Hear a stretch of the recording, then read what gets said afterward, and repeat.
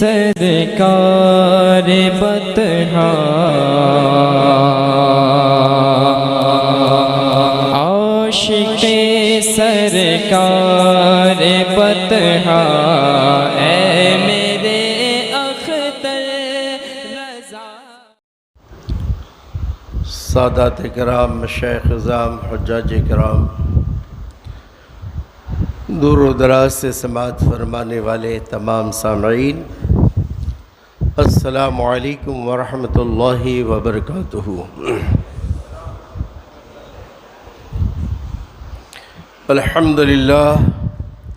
الحمدللہ رب العالمین والعاقبۃ للمتقین والصلاة والسلام علی رسولہ الکریم، اما بعد۔ قال اللہ تعالی فی القرآن العظیم والفرقان الحمید، اعوذ باللہ من الشیطان الرجیم، بسم اللہ الرحمن الرحیم۔ شہر رمضان الذی انزل فیہ القرآن، صدق اللہ مولانا العظیم وبلغنا رسولہ النبی الکریم۔ ان اللہ وملائکتہ یصلون علی النبی یا ایہا الذین آمنوا صلوا علیہ وسلموا تسلیما۔ اللہم صل علی سیدنا و مولانا محمد وعلی آل سیدنا و مولانا محمد وبارک وسلم۔ صلاۃ و سلام علیک یا رسول اللہ صلی اللہ تعالی علیہ وآلہ وسلم۔ ایک مرتبہ اور بارگاہ رسالت میں درود پاک کا ہدیہ پیش فرمائے۔ پھر اللہم صلی علی سیدنا و مولانا محمد وعلی آل سیدنا و مولانا محمد وبارک وسلم۔ صلاۃ و سلام علیک یا رسول اللہ صلی اللہ تعالی علیہ وسلم۔ ایک مرتبہ اور بارگاہ رسالت میں درود پاک کا ہدیہ پیش فرمائے۔ پھر اللہم صلی علی سیدنا و مولانا محمد وعلی آل سیدنا و مولانا محمد وبارک وسلم۔ صلاۃ و سلام علیک یا رسول اللہ صلی اللہ تعالی علیہ وسلم۔ شہر رمضان الذی انزل فیہ القرآن، یہ وہ رمضان ہے جس میں اللہ تعالیٰ نے قرآن کو نازل فرمایا۔ نزول قرآن کا یہ مہینہ ہے، اور اسی مہینے میں اللہ تعالیٰ نے ہمیں روزہ رکھنے کا حکم اور فرض فرمایا۔ کنز الایمان کی تفسیر ہے خزائن العرفان۔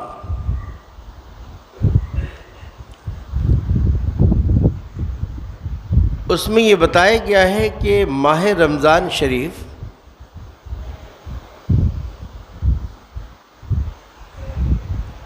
دس شعبان دو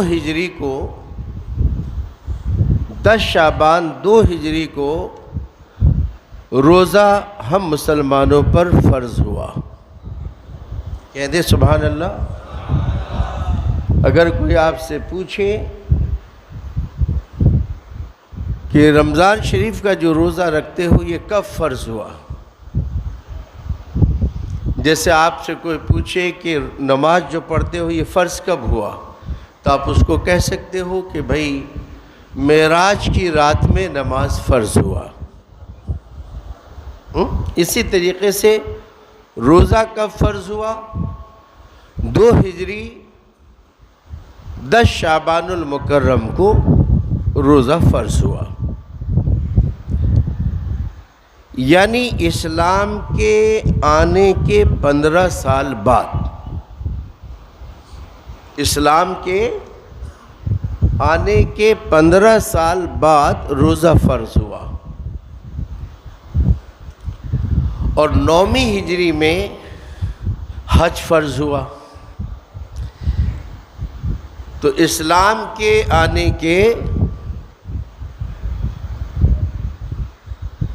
21 سال بعد حج فرض ہوا 9ویں ہجری میں۔ نماز کب فرض ہوا؟ رجب شریف کی 27 رات تھی جسے لیلۃ المعراج، شب معراج کی رات کہا جاتا ہے۔ اس رات میں نماز فرض ہوا۔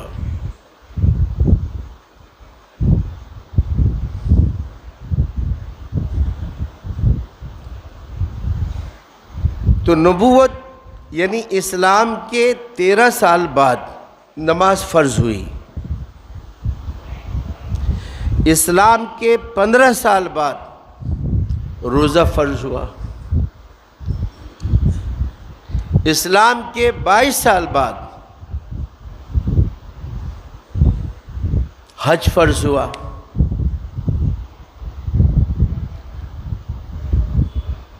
تو یہ روزہ، حج، نماز ہے کیا؟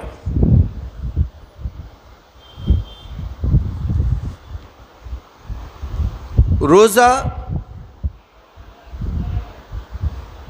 نماز، حج، یہ ساری جو عبادتیں ہیں، یہ ریاضتیں ہیں، ایک بندے کو خدا سے قریب کرنے کا ایک یہ ذریعہ ہے۔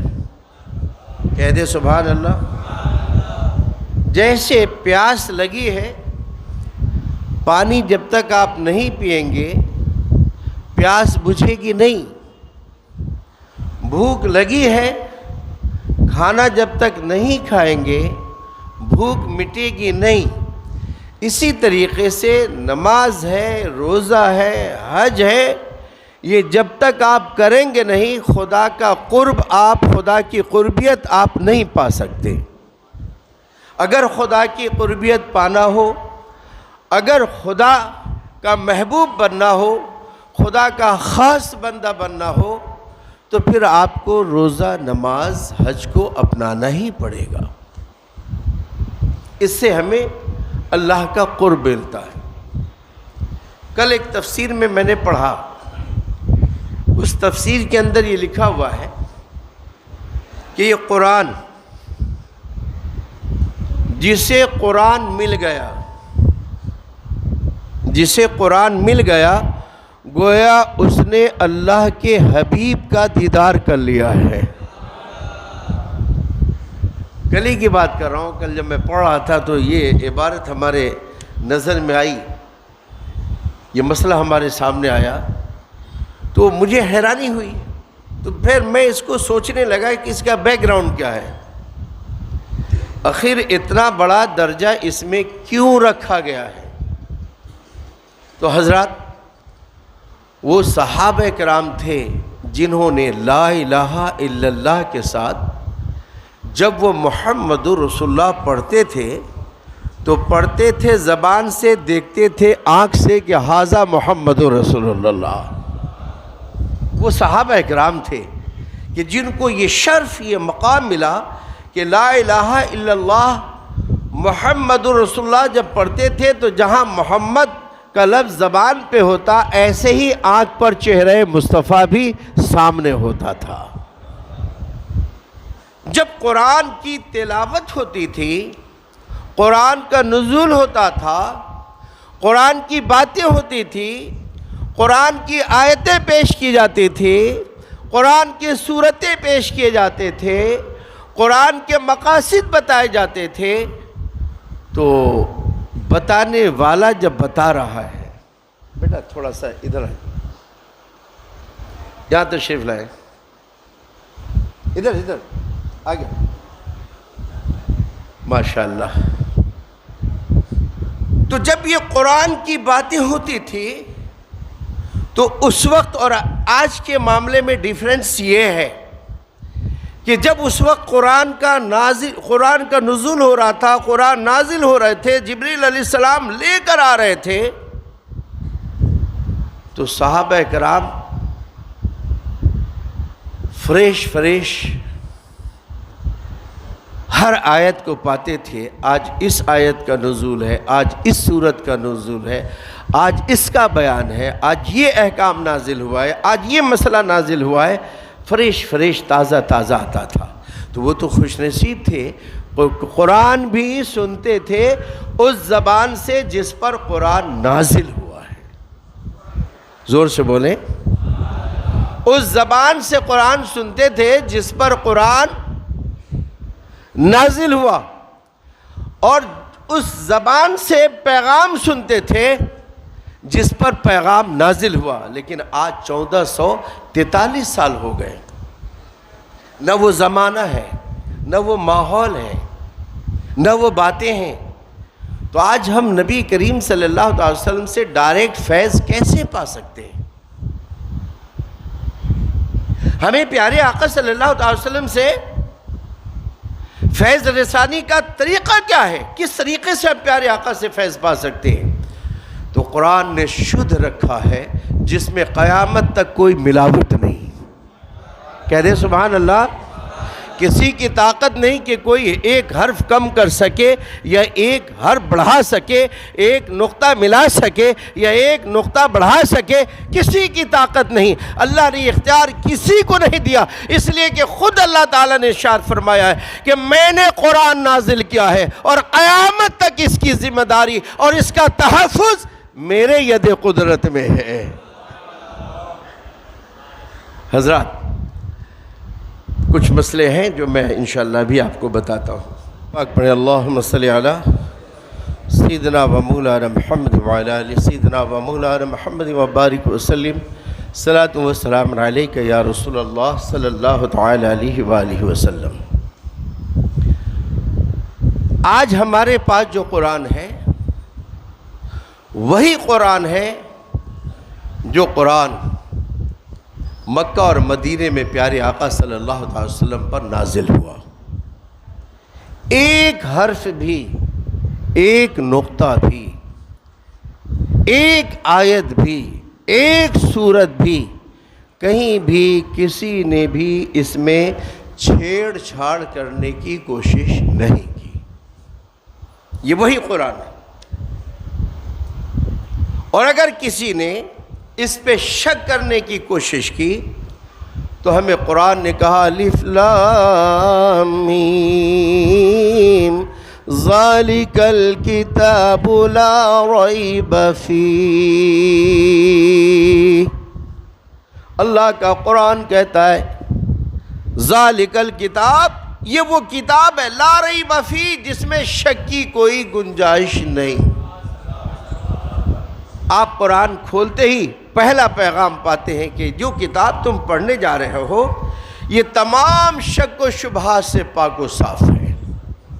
حضرات، تو یہ وہ مہینہ ہے جس میں اللہ تعالیٰ نے قرآن کو نازل فرمایا اور خود ہی ارشاد فرمایا اِنَّا أَنزَلْنَاهُ فِي لَيْلَةِ الْقَدْرِ، بے شک ہم نے قرآن کو نازل کیا لیلۃ القدر میں۔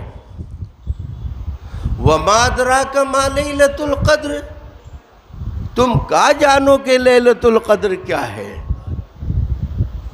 لیلۃ القدر اب خود بتا رہا ہے، اللہ خود بتا رہا ہے لیلۃ القدر، یہ قدر والی جو رات ہے خیر من الف شہر۔ یہ لیلۃ القدر جو ہے یہ عبادت کے لیے 1000 مہینوں سے بہتر رات ہے۔ یعنی اس رات کو آپ عبادت کرتے ہیں only one night، یہ ایک رات ایسی ہے کہ جس کی عبادت 1000 مہینے کی عبادت کرنے کے برابر رکھا گیا ہے۔ کیوں؟ کیونکہ اس میں قرآن نازل ہوا ہے۔ قرآن، نزول قرآن کی وجہ سے اس مہینے کو یہ اہمیت دی گئی، یہ فضیلت دی گئی کہ یہ مہینہ نزول قرآن کا مہینہ ہے، اور جس رات کو یہ قرآن نازل ہوا اس رات کو یہ فضیلت دی گئی کہ خیر من الف شہر، یہ 1000 مہینوں سے بڑھ کر اس ایک رات میں عبادت کرنے والے کو عبادت کا ثواب دیا جاتا ہے۔ یعنی خیر من الف شہر، ایک رات آپ عبادت کا لو 1000 مہینے کی عبادت کا ثواب پالو۔ میں یہ پوچھ رہا ہوں کہ میرے آقا کی تشریف آوری کی وجہ سے اس مہینے کا کیا عالم ہوگا جس مہینے میں میرے آقا تشریف لائے، اور اس رات کی صبح پر نور کا کیا عالم ہوگا جس صبح پر نور کو میرے آقا تشریف لائے۔